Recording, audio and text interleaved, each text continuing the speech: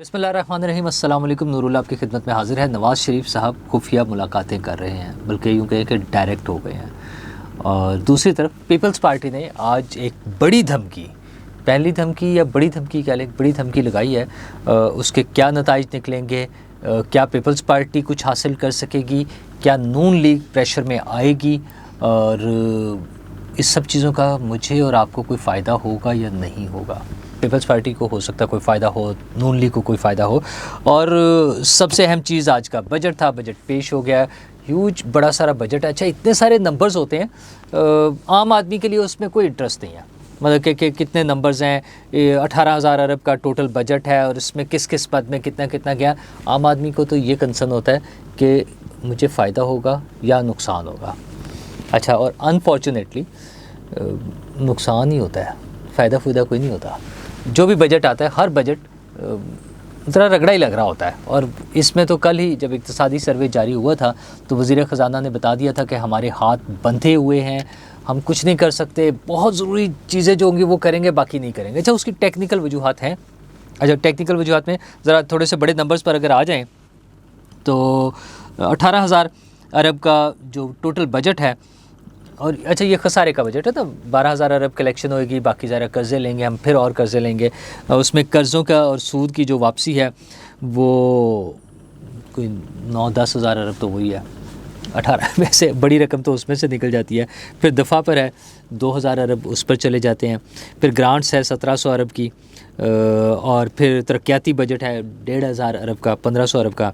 फिर सब्सिडीज़ हैं कोई 1,300 अरब की, और फिर हुकूमती अखराजात आ जाते हैं 840 अरब रुपए तकरीबन जो है ये बन जाता है। लेकिन ये तो हो गई नंबर्स की गेम। असल में क्या होगा?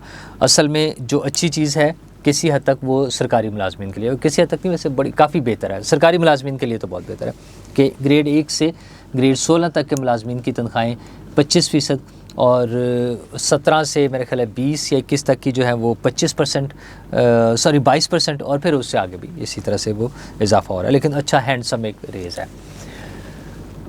सरकारी मुलाजमीन को कुछ थोड़ी बहुत फैसिलिटीज़ और भी मिल रही होती हैं, कुछ महकमाना कहीं से कोई ना कोई फेवर्स मिल रही होती हैं। जो नॉन सरकारी मुलाजिम हैं बेचारे, मतलब मेरा मतलब जो निजी इदारों में काम करते हैं, उनके लिए क्या रिलीफ है? उनके लिए मज़ीद रगड़ा ये है कि उन पे जो टैक्स है वो बढ़ गया है।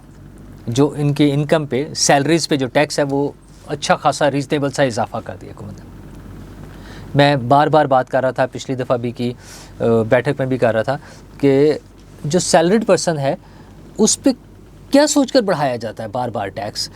आप पिछले कई सालों से निजी शोबे में सैलरीज़ नहीं बढ़ रही, बहुत सारे शोबों में, चंद एक के अलावा बहुत सारे शोबों में सैलरीज़ नहीं बढ़ पा रही हैं, खुसूसन पोस्ट कोविड, ड्यूरिंग कोविड और पोस्ट कोविड तो बल्कि बहुत सी जगहों पे कट लग गए थे, सैलरीज़ कम हुई। बमुश्किल उनमें से कुछ लोग वापस अपनी पुरानी सैलरीज़ पर आ चुके हैं, कुछ का तो वो भी नहीं हुई, तो उन पर टैक्स बढ़ा दिया। अच्छा, जबकि इनडायरेक्ट टैक्सेस की सूरत में हर शख्स ढेर सारा टैक्स दे रहा होता है, हर चीज़ पर टैक्स है। बिजली पर टैक्स, पानी पर टैक्स, गैस पर टैक्स, ट्रैवलिंग पर टैक्स, पेट्रोल पर टैक्स, खाने पीने की चीज़ों पर टैक्स, कपड़ों पर टैक्स, हर चीज़ पर तो टैक्स दे रहे होते हैं। मोबाइल पर टैक्स, मोबाइल के बिल पर टैक्स, मतलब किस चीज़ पर टैक्स नहीं ले रहे आप? और जो पहले फर्स्ट टाइम पे सैलरी मिलनी है उस पर से भी ढेर सारा टैक्स जो है वो ले लिया। पर हुकूमत है, हम शोर मचा सकते हैं, हम मचाएंगे। हुकूमत ने पता नहीं सुने या ना सुने, जिनकी सुनते हैं उनकी भी मैं बात करता हूँ। पीपल्स पार्टी की गाड़ियों पे उन्होंने एक काम किया कि इंजन कैपेसिटी की बजाय उनकी टोटल वैल्यू जो है उस पर टैक्स लगा रहे हैं, शायद इसमें कोई बेहतरी हो जाएगी। सोलर पैनल की इंडस्ट्री पर वो ये समझ रहे हैं कि लोकल इंडस्ट्री को प्रमोट किया जाए, बजाय इंपोर्टेड उसके लोकल को थोड़ा सा रिलीफ दे दिया जाएगा। हाँ, जहाँ सैलरीज़ बढ़ रही हैं वहाँ पर पेंशन भी बढ़ रही है, पेंशन में भी कोई 22% तक इजाफा हो रहा है, और कम से कम सैलरी भी वो 34,000 से 36,000, 32,000 से प्रॉब्ली 36,000 पर ले गए। अच्छा, ये भी एक अच्छी बात है, मतलब होनी चाहिए, ज़्यादा होनी चाहिए, लेकिन क्या इस पर इम्प्लीमेंट हो पाता है? बहुत सारी इंडस्ट्रीज़ ऐसी हैं, बहुत सारे इदारे ऐसे हैं जहाँ पे जो मिनिमम वेजेस हैं उनका ख्याल नहीं रखा जाता। मतलब वो हुकूमती वेजेस जो डिक्लेयर किए जाते हैं हुकूमत की तरफ से, जो कम से कम तनख्वाह डिक्लेयर की जाती है वो नहीं दी जाती। इस पर भी गौर करने की ज़रूरत है कि कैसे। अच्छा, इसमें दोनों चीज़ें, ए उस पर इम्प्लीमेंट कराया जाए कि ये मिले। ज़ाहिर है हर आदमी के मसाइल हैं, जिस तेज़ी से महंगाई हो रही है 36,000 तो कुछ भी नहीं होता, लेकिन कम से कम ये तो मिलना चाहिए। दूसरी तरफ क्या उन छोटी इंडस्ट्रीज़ की इदारों की कैपेसिटी है कि उसके साथ चल सकते हैं? तो सारी चीज़ों को मिक्स एंड मैच करके ये जहाँ पर फिर कोई सपोर्ट हो सकती है वो भी देखनी चाहिए कि कैसे हो सकती है। सब्सिडीज़ और भी बहुत सारी चीज़ों में जा रहे हैं। पेट्रोल पर लेवी लगा दी गई है। अच्छा, वो इसलिए 20 रुपीज़ का इजाफा कर दिया कि वो सारे के सारे पैसे उसमें शेयर नहीं होता सूबों का या किसी का भी, वो सारे पैसे फेडरल गवर्नमेंट को मिलने हैं। तो वो ठीक है, फेडरल गवर्नमेंट ने अपने लिए बंदोबस्त किया है फेडरल गवर्नमेंट करती रहे। मोबाइल फ़ोन्स पर भी टैक्स लग रहा है, कोई 12-18% एक्स्ट्रा मेरा ख्याल नया टैक्स लग जाएगा। ठीक है, मोबाइल फ़ोन्स पर और जो है ना लग्जरी मोबाइल्स जो महंगे किस्म के उस पर लगा दें, अच्छी बात है। मतलब जब एक आदमी चंद लाख रुपए का मोबाइल ले रहा है तो वो ले ले। हाँ, वो जो बेचारे कम इनकम वाले हैं 15-20 हज़ार वाले, उस पर ज़रा कम होना चाहिए टैक्स, क्योंकि मोबाइल जो है वो ज़रूरत भी तो है ना। जो मिनिमम प्राइसेस में है, मैं कहता हूँ 2000 से लेकर 15-20 हज़ार तक या जो भी है मिनिमम कम पैसों वाले, उन पे रिलीफ होना चाहिए। उन बेचारों का कोई बंदोबस्त हो जाए, उनके लिए भला हो जाए। ये सारी चीज़ें तो होती रहेंगी। लेकिन ये टैक्स से पहले आज एक काम शुरू हुआ पीपल्स पार्टी का। वो तो मैंने तो खैर कल से ही उन्होंने बयान दिया हुआ था कि तशवीश का इजहार किया कि हमें बजट पर जो है एतमाद में नहीं लिया गया। PSTP पर ख़ास तौर पर उनका कंसर्न था। तो आज फिर जब बजट इजलास शुरू होने की बारी आई तो उससे पहले पीपल्स पार्टी वालों ने बता दिया कि हम तो पार्टिसिपेट ही नहीं कर रहे, हम इजलास में नहीं जाएंगे। अच्छा, वो फिर ज़रा थोड़ी सी दौड़ लगी।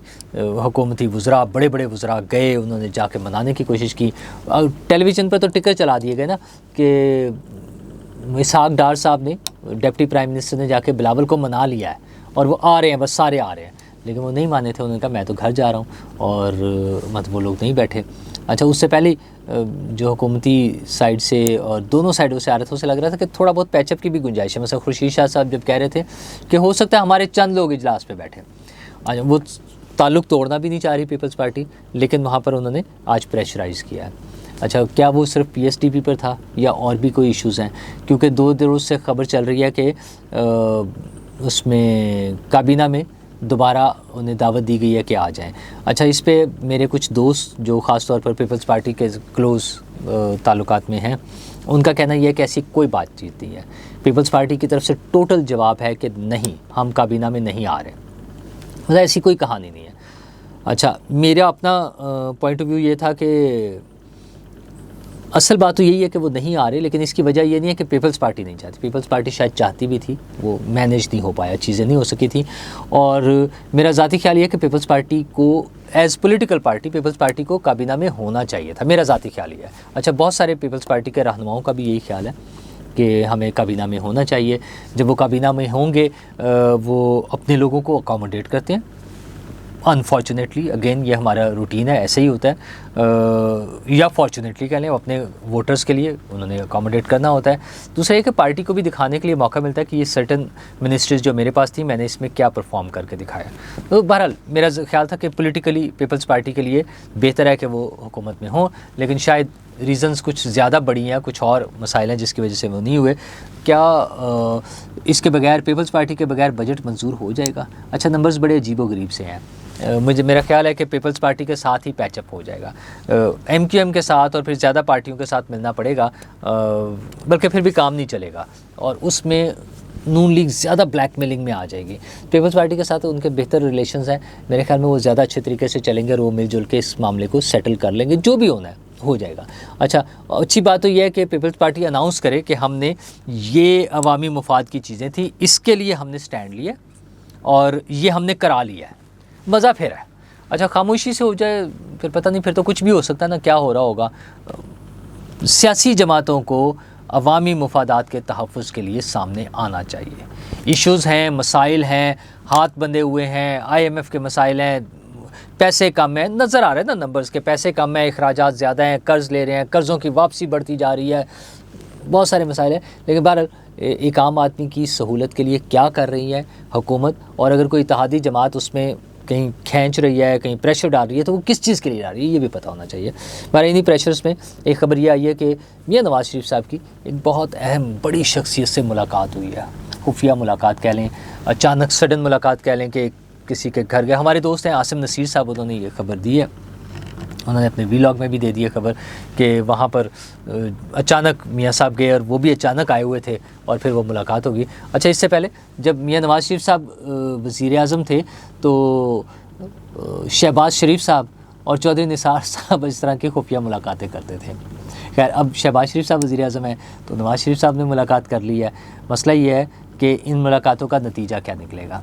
अभी जो ज़राए के मुताबिक ख़बर आ रही है वो ये है कि इकॉनमी और सारी चीज़ों पर डिस्कस करने के अलावा पॉलिटिकल सिचुएशन पर भी बात हुई है और मुज़ाकरात और सिस्टम डीरेल नहीं होना, ये सारी बातें करके। और कुछ लोगों का तो ख्याल है कि ये जो पीटीआई से भी थोड़ा सा पॉजिटिव आया ना कि हाँ हम बैठेंगे मुज़ाकरात करेंगे, ये इस मुलाकात के नतीजे में है। अच्छा, इस मुलाकात के बाद हो सकता है कहीं बैकडोर कोई बातें चली हों वो नवाज़ शरीफ साहब की तरफ से या जहाँ से भी होंगी, वो बातें कहीं ना कहीं आके कम्युनिकेट हुई हैं, कहीं मैसेज गए होंगे, कोई बातचीत हुई होगी, उसमें हो जाएगी। मेरा तो कंसर्न हमेशा से ये रहता है कि खुफिया मुलाकातें कोई हल नहीं होता। पार्लियामेंट एक बड़ा प्लेटफॉर्म है, वहाँ पर बैठें, उसके ज़रिए मसाइल हल करें। खुफिया मुलाकातों से मसाइल हल करके असल मसला हल नहीं होगा। जो भी मसला हल होना है वो पार्लियामेंट में बैठ कर करें। जो पार्लिमानी पार्टियां हैं, जो पार्लियामेंट के अरकान हैं, नवाज़ शरीफ साहब भी पार्लियामेंट के रुकन हैं, लेकिन फिर वज़ीर आज़म शहबाज शरीफ हैं, लीड उनकी होनी चाहिए, उनके ज़रिए बातचीत होनी चाहिए जिससे भी होनी है। और बातचीत भी पता नहीं क्या होनी है, मुझे तो नहीं समझ आती। वो जो आई है ना कोर्ट, सुप्रीम कोर्ट लीक्स कह लें उसको, इमरान खान साहब की ऑडियो जो आ गई है जजेस के साथ, वो भी वैसे एक मजाक ही है, उस पर मैं अलग से किसी वक्त बात करूँगा। लेकिन बार हुकूमत को चाहिए कि जो भी बात होनी है बड़ी ट्रांसपेरेंट होनी चाहिए, ओपन होनी चाहिए। ये ख़बरें अजीब व गरीब सी लगती हैं कि नवाज़ शरीफ साहब की मुलाकात हो गई है, कहीं मैसेज कम्युनिकेट हो गया है, मुज़ाकरात शुरू होने, इस तरह से हमारे मसाइल हल नहीं होंगे। दोनों सूरतों में, माशी भी और सियासी भी। सियासी अबतरी जो है, सियासी अफरा तफरी जो है जिन लोगों ने फैलाई है, वो उन्होंने मईशत का बेड़ा गर्क किया है।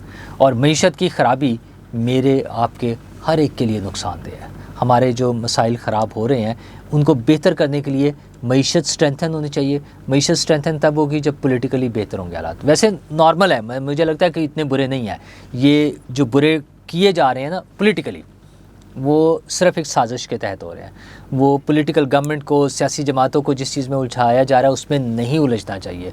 वज़ीर आज़म साहब और जो बड़े बड़े लीडर हैं, नवाज़ शरीफ साहब, आसिफ ज़रदारी साहब, खुदारा पार्लियामेंट में बैठें, अवाम के मसाइल हल करें, अवाम के लिए कुछ करें। ये बजट के नंबर्स, आपके पास नंबर्स हैं, आपने नून लीग ने जो है वो पीपल्स पार्टी को भी मना लेना है, MQM को भी राम कर लेना है, बजट भी पास करा लेना, सारा कुछ हो जाएगा। 25 करोड़ लोगों का सोचे, ये एक बजट नहीं है, ये इन लोगों की ज़िंदगियों के मसाइल हैं और इन्हीं लोगों के सर पर आपने बार बार हुकूमतें करनी है। शुक्रिया।